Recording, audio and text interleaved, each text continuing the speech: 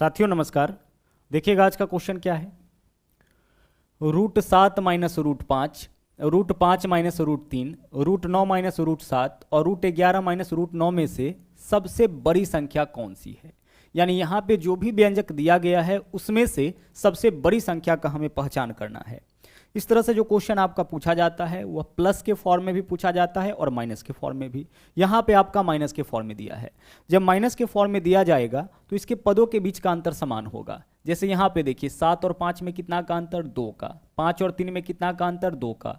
9 और 7 में भी 2 का अंतर और 11 9 में भी 2 का अंतर। तो जब इनके पदों के बीच का अंतर समान हो, माइनस के फॉर्म में रहे और इनके पदों के बीच का अंतर समान हो, उस केस में जो वैल्यू देखने में जितना बड़ा होगा उसका मान उतना छोटा होगा और जो वैल्यू दिखने में जितना छोटा होगा उसका मान उतना बड़ा होगा। फिर से सुनिएगा, जो वैल्यू दिखने में जितना बड़ा होगा उसका मान उतना छोटा हो जाएगा और जो वैल्यू दिखने में जितना छोटा होगा उसका मान उतना बड़ा हो जाएगा। तो हमें यहाँ पे पहचान करना है बड़ी संख्या का। तो बड़ी संख्या कौन होगा? जो दिखने में सबसे छोटा होगा।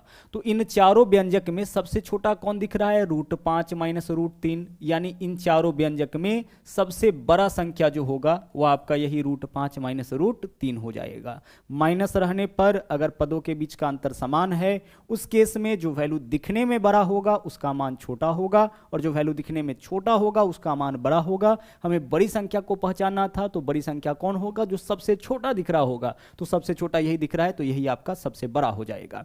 इसी क्वेश्चन में अगर हमें सबसे छोटी संख्या का पहचान करना होता कि इन चारों में सबसे छोटा कौन होगा, तो सबसे छोटा वह होगा जो सबसे बड़ा दिख रहा होगा। तो इन चारों व्यंजक में सबसे बड़ा कौन दिख रहा है? √11 माइनस √9। तो यही वैल्यू आपका क्या होगा? यही वैल्यू आपका सबसे छोटा होगा। जो बड़ा होगा वही छोटा होगा और जो छोटा होगा वही क्या होगा? वही आपका बड़ा होगा। सेम क्वेश्चन एक और देखिए, यहाँ पे पदों के बीच का अंतर देखिए। यहाँ 11 और 9 में कितना का अंतर है? 2 का अंतर है। 13 11 में 2 का अंतर, 17 15 में 2 का अंतर और 15 और 13 में 2 का अंतर। दिए गए प्रत्येक व्यंजक के पदों के बीच का अंतर समान है। अंतर चाहे जितना का भी रहे, अंतर समान रहना चाहिए। अंतर समान है। अब हमें क्या करना है? सबसे छोटा संख्या पता करना है। तो सबसे छोटा कौन होगा?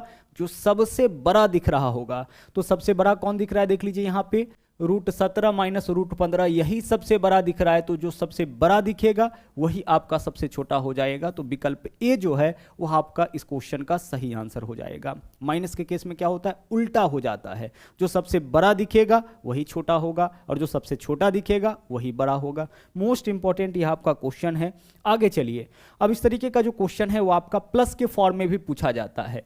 जब क्वेश्चन माइनस के फॉर्म में पूछा जाएगा उस केस में अंतर बराबर होगा, लेकिन जब क्वेश्चन प्लस के फॉर्म में पूछा जाएगा उस केस में योग बराबर होगा। देख लीजिए, प्रत्येक व्यंजक के पदों का योग देखिए। 8 और 5 13, 7 और 6 13, 10 और 3 13 और 11 और 2 13। यानी जब प्लस के फॉर्म में पूछा जाएगा उस केस में क्या होगा? प्रत्येक के पदों का योग बराबर होगा और माइनस के केस में रहने पर अंतर बराबर होगा। माइनस में कैसे पहचाने थे? जो दिखने में जितना छोटा उसका वैल्यू उतना बड़ा, जो दिखने में जितना बड़ा उसका वैल्यू उतना छोटा। प्लस के केस में कैसे छोटा बड़ा का पहचान करेंगे? तो जिस व्यंजक का गुणनफल ज्यादा होगा वह वैल्यू बड़ा होगा, जिसका गुणनफल कम होगा उसका मान भी क्या होगा? कम होगा।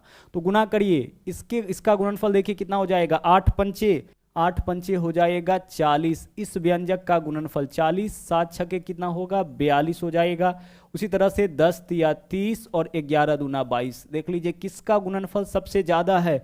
40 42 30 और 22 में सबसे बड़ा है 42, यानी कि इसका गुणनफल सबसे ज्यादा आया। तो यही वैल्यू क्या होगा? सबसे बड़ा हो जाएगा। हमें सबसे छोटा पहचानना था, तो सबसे छोटा कौन होगा? जिसका गुणनफल सबसे कम होगा। सबसे कम यानी गुणनफल कितना है? 22। किसका गुणनफल है यह? √11 प्लस √2 का। यानी आंसर हमारा इस क्वेश्चन का क्या होगा? √11 प्लस √2।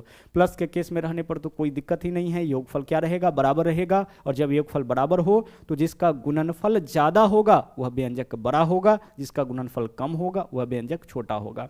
इस तरह से क्वेश्चन जो पूछा जाता है उसमें संख्याओं को आरोही और अवरोही क्रम में भी सजाने के लिए बोला जा सकता है। तो एक बार हम लोग कंपैरिजन कर लिए कि इसमें से बड़ा कौन है और छोटा कौन है, तो फिर संख्याओं को हम आरोही क्रम में भी और अवरोही क्रम में भी सजा सकते हैं। आरोही क्रम का मतलब बढ़ते क्रम में, पहले छोटा संख्या उसके बाद बड़ा, उसके बाद बड़ा और अंत में सबसे बड़ा। और अवरोही क्रम में सबसे बड़ा पहले, उसके बाद छोटा और अंत में सबसे छोटा। ठीक है, चलिए तो आज का ट्रिक आपका यही था। वापस मुलाकात होगी अगले वीडियो में। तो मिलते हैं अगले वीडियो में। थैंक यू, जय हिंद।